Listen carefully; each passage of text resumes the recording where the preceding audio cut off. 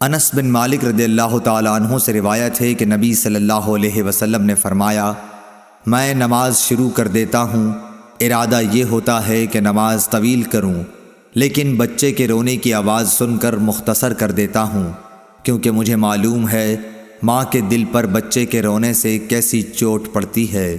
सही बुखारी हदीस नंबर 709।